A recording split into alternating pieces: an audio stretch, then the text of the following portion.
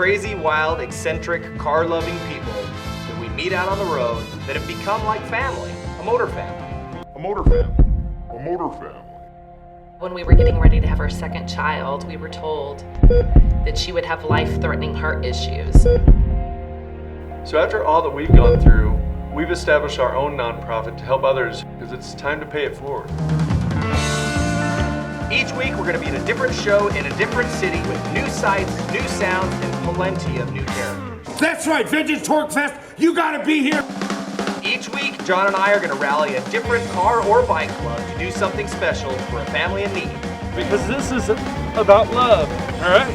And when it's all said and done, we get to do this. Fill up with $2,000 for you guys, but it's $2,000 more to go to these bills for little breaks. We're a different kind of family, a motor family.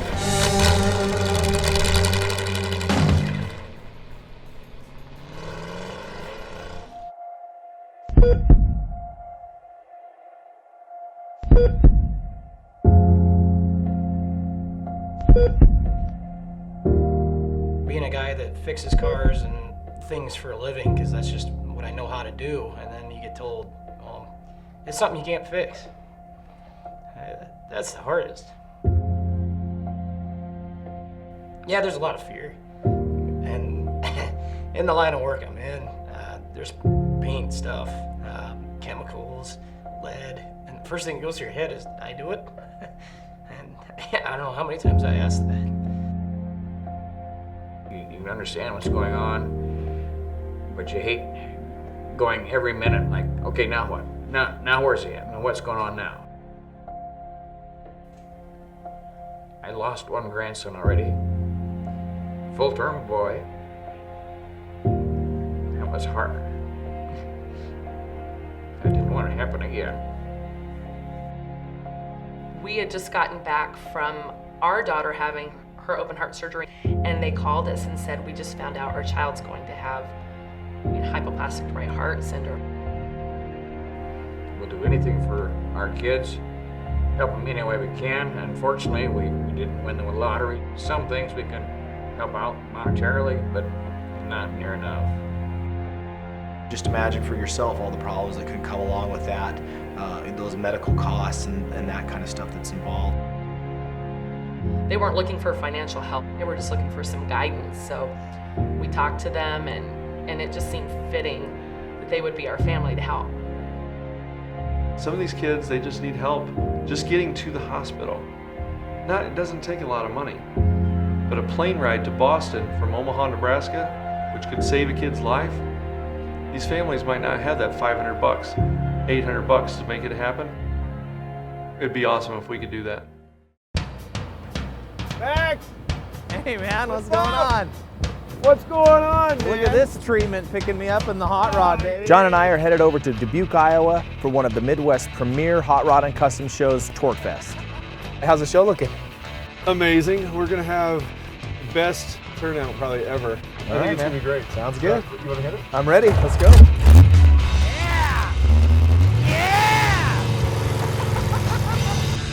John was looking with Torque Fest to fill a void that has now morphed into something that can help other people. All right, man, so every year you have something planned different for your show. And so what do you have planned this year's Torque Fest To raise money for a family this time. Well, we're gonna do some chain racing. Okay. And you're gonna be a part of it. Chain racing. Yeah, it's gonna be great. Okay. I don't know about that, but chain racing. Trust me, you'll enjoy it. All right, let's go. Even though you probably don't think you're gonna enjoy it. Let's go. I think it's gonna be good. Trust me, Right, you'll love it. You'll love it. Good evening, ladies and gentlemen, and welcome to the chain racing feature right here at Vintage Torque Fest 2015. Are you guys ready for some crazy racing? We got, apparently, I have the Gay Pride theme marriage equality vehicle that I'll be racing today, and it has no brakes. And the car behind me has no gas, so together we form a team of a functioning car. I'm not sure why that's fun, but apparently it's a great time. We'll see how it turns out. The best thing for me last year, Better cry in front of a bunch of dudes. The best thing for me last year was getting on top of that car and seeing everybody smiling. Because we were all so full of joy. Like we're little kids, man. So it was a blast. It was awesome. So I want that same shot. I want that same shot. I want us all to be out there hugging and loving each other because this is about love. All right? Just try to, I mean, have fun, but don't kill each other. I just want to be able to walk when this is all done. Good? Yes. It'll be fun. I am completely 100% afraid putting my life in the hands of these people here. And of course, remember, ladies and gentlemen, this event is to help that great foundation, helpinghannahsheart.org. That's helpinghannahsheart.org. We help families with children with congenital heart defects. What a great foundation. Tomorrow at 3 o'clock, there'll be a presentation for the family this year that we'll be helping out. That'll take place at 3 o'clock, along with the art auction to benefit the Hannah Wells Medical Trust. Chain racing is all about controlled mayhem. Front car has no brakes, 10-foot tow chain connected to the back car, which only has brakes. Max was not going to have any part of it. He was hesitant, to say the least. If you're coming on the inside, right, and that back car flips around, it's gonna force those other guys into the wall. So try to stay inside as best you can. Got it. Our deaths will help a family in need. Isn't that heartwarming? Yeah, right. You're not gonna die. And of course, one team has to come in. Does this helmet make my beard look fat? Yeah, we don't want to be the last ones getting in line to get killed. That kind of stuff.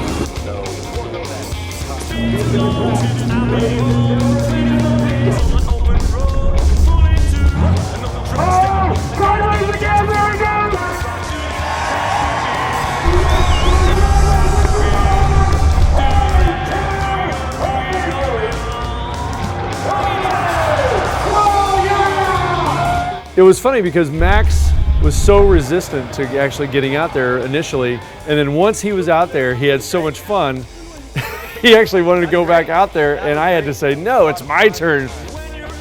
Can I ride in the passenger seat? Getting into their car. All right, we're gonna show them how it's done. Good luck.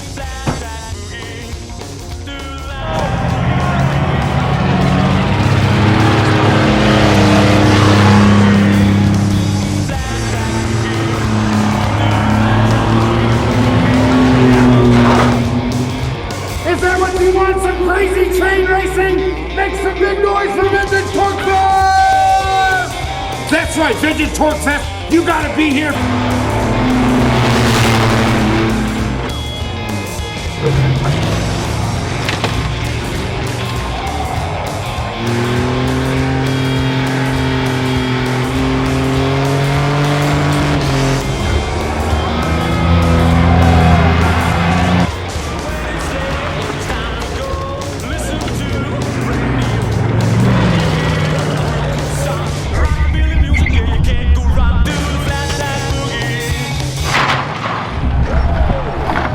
Let's get some help out there right away.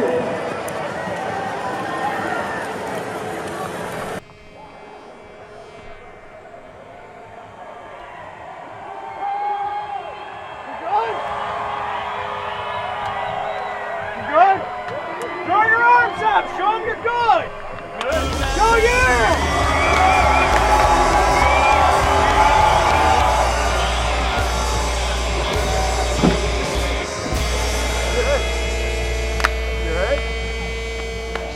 The thing I love about what John does at Torque Fest is, I mean, as you can see looking around, it's become like a hot rodders mecca of artists, musicians, everybody involved in the scene, you know?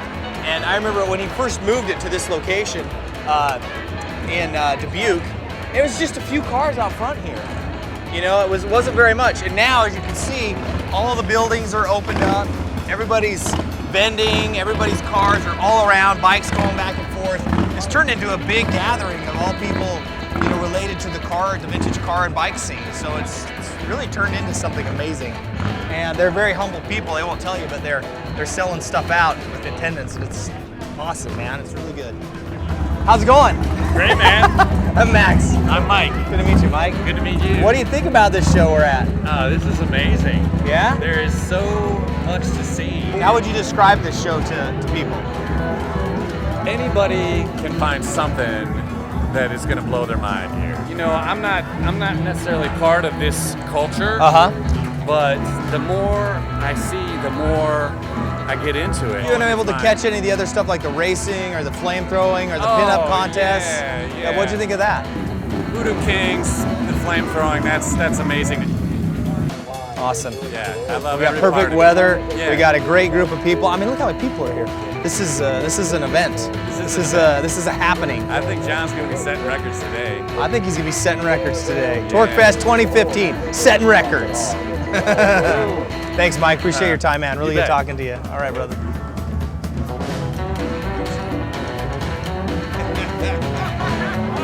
Nice shirt. Thank you. We call it a festival because there are a lot of things that happen. So if you're into music, we've got the different kinds of bands, you know, the rockabilly, the garage. So if you're into music, we're going to give you 20 bands. That alone is worth showing up for. If you're a car guy and you just are interested in seeing some really killer rides from these builders, well, we've got the feature building. If you're into, you know, seeing the custom culture lifestyle, you know, vendors, they come from all over the country to our event. If you're into the art, you want to see some really killer art, we've got the art show and then the art auction. If you don't even care about any of this stuff and you just want to people watch, dude, there's so many crazy people walking around at this thing. You could just stand around and like, wow, look at that dude. The thing that really sets our event apart from everybody else is the dirt track. There's only 2 other shows in the country that have a dirt track. And so you get all this stuff for a very affordable price.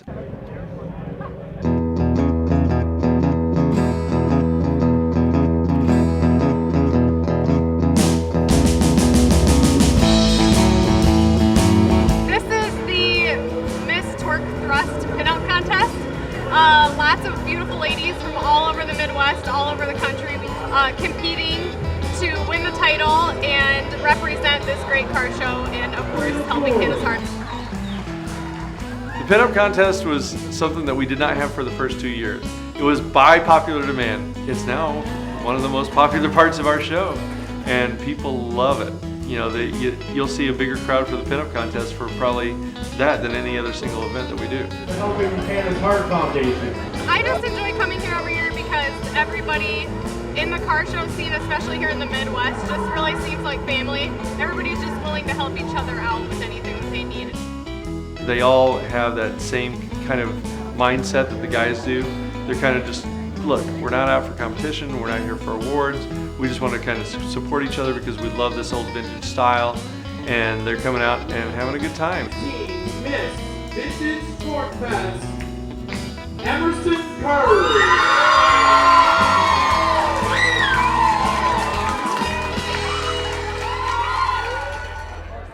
I'm an automotive-inspired artist. Very early in my life, I realized that I liked things that were graphic, like bolds, colors, black outlines, you know, like old propaganda posters, old movie posters, old B-movie posters, old comic books. I just like all art that was graphically reproduced. Came from a car family, so naturally all my artwork is cars and done in a graphic style. So I like my artwork to take you on a journey. For me, the car is a character in the scenario of the artwork, and my goal is to have it sort of take you someplace. Really, I guess if you could boil my work down to one word, I think it would be determined. I think the characters and the people involved in the scenario are always sort of pushing through something. You know, like if you look at the artwork, it's always, you're out running a storm, you're out running a robot, you're breaking through the elements of fog and smoke. You know, because to me, the actual car is just a small part of it. Really, what's important about hot rod art and the hot rod culture scene is that it's how the cars make you feel. So how do you portray that in a work of art? And I think that movement, speed, these are all ideas that I think are the way that old cars make people feel. I think that's a pretty accurate definition of my artwork and why I do it. We're here at Vintage Torque Fest 2015, Dubuque, Iowa. It's amazing. I can't even believe my eyes how much cool shit there is. I got my buddy over here, Dave Gray. He's chilling in his Ford pickup truck that he just recently finished. Thought we'd go over and have a chat with him and see what he says about his truck. What's up, brother? Tell us about your truck, man. Oh, you just got it done not too long ago. Yeah, it's my winter project. We finished it up just in time for Detroit Autorama this year. 1933 Ford truck, powered by a 50 Cadillac motor, 39 Ford box, banjo rear end, real old school vintage pieces. It's got this beautiful sheen to it. Is that a pearl and a metallic mix? What's going on with the paint? It's actually a two-stage pearl, so rather than metallic, it's got a pearl finish in it, and it's just a pearl gold that we had mixed up because I thought it would just fit the truck right. So you have the Chemical City Coupe also, which some of our viewers at home might be familiar with. Really beautiful 32 Ford hot rod. I'm a big fan of that car. I've used it in some of my artwork that I've had it for the SEMA show. Tell us what your interest is in these old pickup trucks. I don't know. Like a lot of people, I started out in muscle cars and things, and I just kind of graduated and worked my way into these old hot rods. You grew up. Yeah, I matured. But no, right, I'm just so into the vintage, old school stuff, using all the right parts, the Cadillac motors, the old transmissions and things, and just trying to make them look like they would have looked back in the day. And how is it to drive? Most people don't realize, maybe viewing at home, because maybe they've never sat in a hot rod, how small they really are. They're quite tiny. These pickups are tiny. Can you take us really quick, front to back, kind of what you've done here? A friend of mine, Clark, started out with a stock headlight bar, whipped up the custom headlight bar out of it, welded it up. We got Guide 682J headlights, which were an aftermarket headlight. On the, I don't know if you guys can see it at home, but the headlight bar is really neat because it fits the grill, the angle of the grill, and they've done a really nice job fabbing the bars together where everything looks seamless. That's hard to do when you're chrome plating something, so there's little things. You got rid of the bumper, right? Yep, took the bumper off, smoothed it up a little bit. And then I like it's neat to have the flow of the top hood but leaving the sides open. That's kind of a neat touch. Yeah, to me visually they need the hood top just to keep a nice consistent line from front to back, but when you're sporting that high-end Cadillac motor, you want to let that hang out in the wind to show, so you take the hood sides off. And I'm guilty of being so used to old hot rods without fenders that a lot of the stuff I am not educated on. Tell us about this pattern on this running board. It's such a neat pattern how they stamp that out. It's just, but it almost seems custom because we never see it. You know, typically they're a flat black and they're beat up and things, so they just don't stick out. But when you take the time to finish them shiny and things, that all of a sudden it jumps out at you. Okay, top chop. Was it a 3 or a 4 inch? About a 4-inch chop on the top. Yep. All right, that's awesome, man. And again, when we were doing the body work on it and things, we discovered that the chop was actually, after the welds were done, it was leaded in. So that was probably done, I'm guessing, sometime late 50s. Yeah, that's awesome, man. Anything on the bed you want to tell us about? I used kind of an old school indoor car show trick as far as instead of going with the wood bed and the painted bed strips, I went with the puffed vinyl with foam underneath it just to get that white pop off the gold paint. And you can't go wrong with the white and the gold together. We had talked a little bit before about your truck and I had mentioned it. It reminds me of the copper cart, the Ferris copper cart a little bit. And it's completely its own thing, but obviously there are some influences. I mean, you can't look at it. It's a truck, it's got the gold paint, it's got the padded interior. You've created your own thing, but there has to be some influence from that truck a little bit. There's influence from all of those cars in the little books. And when you start looking through the old magazines and see the ones that made print back in the day or were featured in the indoor shows back in the day, you pick and choose little parts and pieces from all of them when you do your builds. Absolutely. And, absolutely.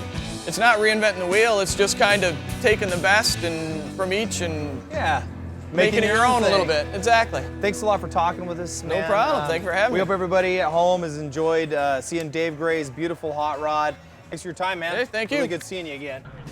Everybody's here, everybody's helping, everybody's contributing. I think really builds a positive vibe around these shows and what we're trying to accomplish with the charities. Well, what do you guys think about the show? It's awesome. Me and John are firm believers that all the boats in the harbor rise at the same time. You know, we can all be successful and have good things happen for us. It's not just one or two guys that succeed. That's really, I think, a defining characteristic of the people involved in this scene, is that everybody wants to help. So when I came up to Nathan, I was sort of shocked to see him running the louver punch machine and working when he was sort of like, in a way, the guest of honor. Well, how cool is this, guys? It's like got a portable louver. This thing is actually attached to a trailer. The main reason we brought it here today was to help out Hannah's heart and just do a good thing that way. Oh, that's awesome. So the art auction is one of the most important part of the shows because it focuses on the family.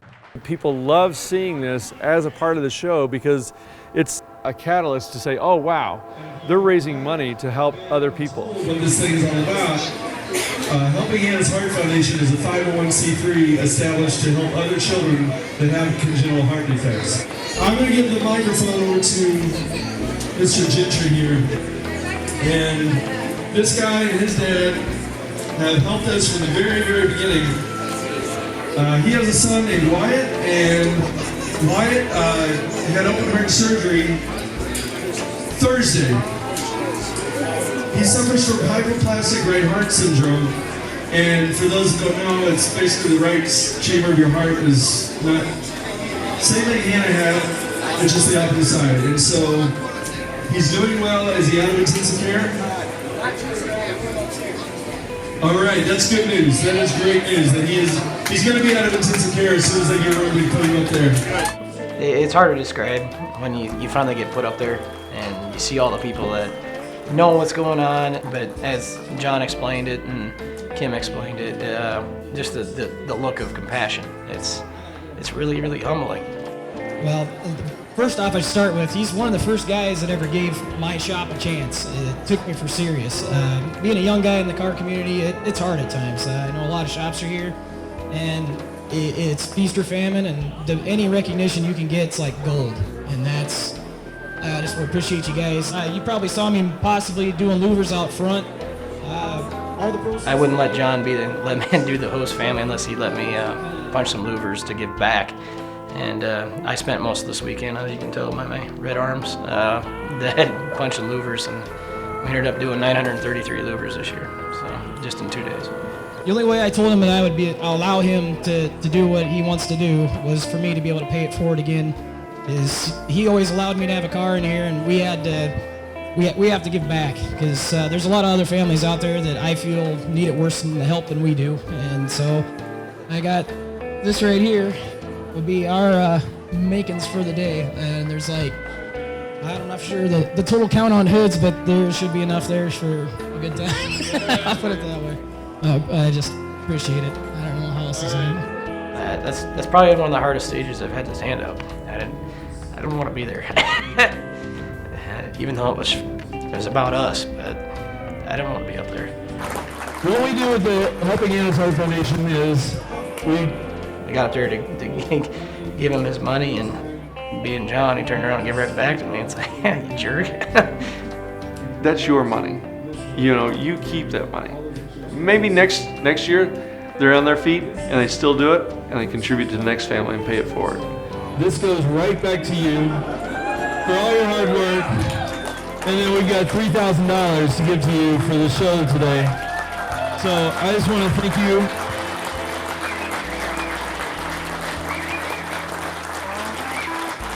Something else here that we want to start the auction off, and I'm not sure if people know the Wiltseys.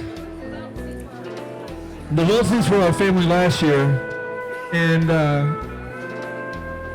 so it was a really emotional time for me. When we're doing these events, it's so moving when we know what they've gone through. If you guys were here, little baby Taylin, and she did not make it. The Wiltseys were our family last year.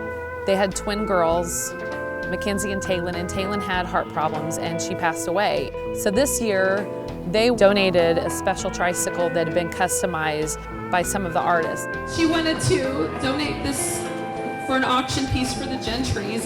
All right, guys, here we go. First item, guys, you heard all custom, trike, pinstripe, and all kinds. Right there, Sonny, give me $100. There, get a bit bomb, Sonny, get a bit bomb. At the auction, you know, it got up there and it got up there, and the winning bidder says, roll it again. Listen to that, folks. He says resell it. And yeah, it's cool because people, you know, they want to support each other. And the second person said, roll again. The next person said, roll again. And I think it went on like 6 times, man. So they raised a good amount of money just on that. And we're so grateful that the community stepped up and helped them directly right then and there. $350. Solid right here, $325.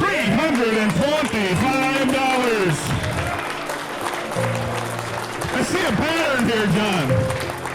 They say sell it again, guys. We appreciate so much each and every one of you.